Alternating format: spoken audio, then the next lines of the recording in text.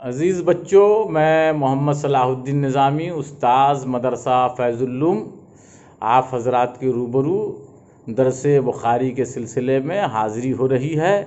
آئیے اب ہم لوگ اپنا پروگرام شروع کرتے ہیں۔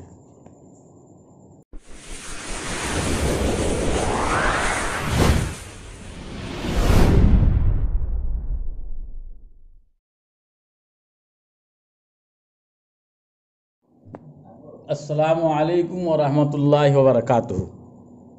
عزیز طلبہ، آپ حضرات کا آج درس بخاری کے آغاز پر استقبال ہے، اور بڑی خوشی کی بات ہے کہ ہم لوگ آج درس و تدریس کا سلسلہ شروع کر رہے ہیں۔ اور سب سے پہلے بخاری شریف کی ابتدا ہو رہی ہے۔ یہ وہ عظیم حدیث کی کتاب ہے جس کو اصح الکتب بعد کتاب اللہ تعالی کا درجہ حاصل ہوا۔ امام بخاری رحمۃ اللہ علیہ کا درجہ محدثین کے درمیان بہت ہی بلند و بالا ہے۔ آپ نے پوری زندگی خدمت حدیث میں گزاری، اور پوری محنت و لگن کے ساتھ انہوں نے درس حدیث کی تتبع و تلاش اور اس میں چھان پھٹک کر ایک پوری کتاب کو ترتیب دیا، اور الحمدللہ یہ کتاب آج پوری دنیا کی حدیثوں کی دنیا میں بہت مقبول ہے اور اس کی بڑی تعریف کی جاتی ہے۔ مگر آج ہم صاحب کتاب امام بخاری اور کتاب بخاری سے متعلق کچھ گفتگو نہیں کرنے جا رہے ہیں، بلکہ آج ہم حدیث کی تعریف، اس کی تقسیم پر مختصر گفتگو کریں گے۔ اور اس سے پہلے میں آپ کو ایک بات یہ بتا دوں کہ حدیث کا علم اتنا آسان علم نہیں ہے کہ جس کو بڑی آسانی سے آدمی حاصل کر لے، بلکہ وہ اتنا مشقت برداشت کرنے والا علم ہے۔ اس کے سلسلے میں حافظ نشاپوری نے تصریح کی ہے کہ صحابہ طلب حدیث کے لیے اتنا سفر کرتے تھے کہ ابن مبارک رضی اللہ تعالیٰ عنہ نے فرمایا کہ طالب علم کو چاہیے کہ وہ لوہے کا جوتا بنا لیں تاکہ وہ لمبے لمبے سفر کرتے رہیں اور ان کو بار بار جوتا خریدنے اور زیر بار ہونے کا موقع نہ لگے۔ آپ فرماتے لطالب العلم یتخذ النعلین من حدید۔ تو اس سے اندازہ ہوتا ہے کہ حدیث شریف کی اہمیت کیا ہے اور اس کو حاصل کیسے کیا جائے۔ تو سب سے پہلے میں آپ کو یہ بات بتاؤں کہ محدثین کی اصطلاح میں حدیث کسے کہتے ہیں۔ اجمالی طور پر آپ حضرات کو یہ بات معلوم ہوئی ہوگی کہ حضور کے اقوال کو حدیث کہا جاتا ہے، مگر میں آپ کو یہاں یہ بتاؤں کہ الحدیث یطلق علی قول النبی صلی اللہ تعالی علیہ وسلم تصریحا و حکما وعلی فعلہ و تقریرہ ومعنی التقریر ہوا ما فعل بحضورہ صلی اللہ تعالی علیہ وسلم ولم ینکرہ علیہ او تلفظ بہ احد من الصحابۃ بمحضر النبی صلی اللہ تعالی علیہ وسلم ولم ینکرہ ولم ینہہ عن ذالک بل سکت وقرر۔ اس کا مطلب یہ ہوا کہ حدیث کہتے ہیں حضور صلی اللہ تعالی علیہ وسلم کے قول کو، خواہ وہ صراحتاً ہو یا حکماً ہو، اور حضور کے فعل کو بھی، اور حضور صلی اللہ علیہ وسلم کی تقریر کو بھی۔ تقریر کس کو کہتے ہیں؟ یہ بات ذہن نشی کرنے کی ہے۔ یہ ہے کہ حضور کے روبرو کوئی کام کیا گیا اور حضور نے اس سے منع نہیں فرمایا، یا صحابہ کرام رضی اللہ تعالی عنہ میں سے کسی نے کوئی بات کہی اور حضور صلی اللہ تعالی علیہ وسلم نے اسے رد نہیں کیا، بلکہ خاموش رہے اور عملاً اسے ثابت کر دیا، تو اسے حدیث کہا جاتا ہے۔ اور اس کے بعد صرف حضور ہی کے قول و فعل اور تقریر کو حدیث نہیں کہتے، بلکہ آگے محدثین کرام یہ فرماتے ہیں کذا یطلق الحدیث علی قول الصحابۃ وعلی فعلہم وعلی تقریرہم والصحابی ہوا من اجتمع بالنبی صلی اللہ تعالی علیہ وسلم مؤمنا ومات علی الاسلام۔ اسی طرح حدیث کا لفظ بولا جاتا ہے صحابہ کرام کے قول اور فعل اور ان کی تقریر پر بھی۔ صحابہ کسے کہتے ہیں؟ صحابی کسے کہتے ہیں؟ تو صحابی وہ محترم ہستی ہے جسے بحالت ایمان حضور صلی اللہ تعالی وسلم کی صحبت نصیب ہوئی ہو اور ایمان ہی پر خاتمہ ہوا ہو۔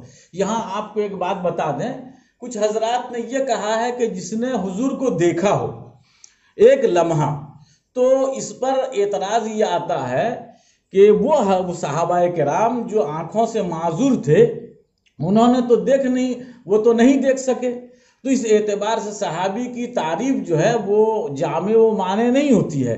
اسی لیے ہمارے محدثین کرام نے صحابی کی تعریف اتنی اچھی کر دی ہے، جنہوں نے یہ من اجتمع بالنبی صلی اللہ علیہ وسلم کہ حضور کی صحبت پائی ہو اور حالت ایمان میں ان کا انتقال ہوا ہو تو وہ صحابی ہے۔ اور اسی طریقے سے ایک بات یہ بھی سمجھیں کہ حضور کے اقوال، حضور کے افعال، حضور کی تقریر تو حدیث ہی ہے۔ صحابہ کرام کے سلسلے میں بھی یہ بات آپ نے سن لی، اور اسی طریقے سے آگے مزید محدثین کہتے ہیں کذالک یطلق الحدیث علی قول التابعین وفعلہم وتقریرہم والتابعی ہوا من اجتمع الصحابی وکان مومنا بالنبی صلی اللہ تعالی وسلم ومات علی الاسلام۔ اور اسی طریقے سے حدیث کی تعریف میں یہ بھی کہا جاتا ہے کہ تابعین کے قول و فعل اور ان کی تقریر پر بھی حدیث کا ثبوت ہوتا ہے، اور تابعی کہتے ہیں اس معظم ہستی کو جس نے بحالت ایمان کسی صحابی سے ملاقات کی اور ایمان پر ان کا خاتمہ ہوا۔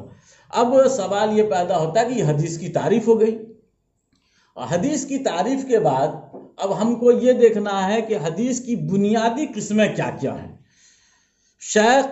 سیدی شیخ محدث عبدالحق دہلوی رحمۃ اللہ علیہ نے فرمایا ہے کہ بنیادی طور پر حدیث کی 3 قسمیں ہوتی ہیں۔ یہ الگ بات ہے کہ حدیث کی بہت سی قسمیں آتی ہیں جس کو آپ کو اصول حدیث میں مکمل بتایا جائے گا، یا آپ حضرات اس کو پڑھ چکے ہوں گے۔ تو حضرت علامہ سیدی شاہ عبدالحق محدث دہلوی رحمۃ اللہ علیہ نے فرمایا کہ من تہا الی النبی صلی اللہ تعالی علیہ وسلم یقال لہ المرفوع، یعنی حدیث کی 3 قسمیں آپ نے ذکر کی۔ پہلی مرفوع ہے، دوسری موقوف ہے، اور تیسری مقطوع ہے۔ تو مرفوع حدیث اس کو کہتے ہیں جو حضور پہ جا کے منتہی ہو جائے، اور جس حدیث کا سلسلہ روایت کسی صحابی پہ منتہی ہو اس کو حدیث موقوف کہتے ہیں، اور جس حدیث کا سلسلہ روایت کسی تابعی تک منتہی ہو اس کو حدیث مقطوع کہتے ہیں۔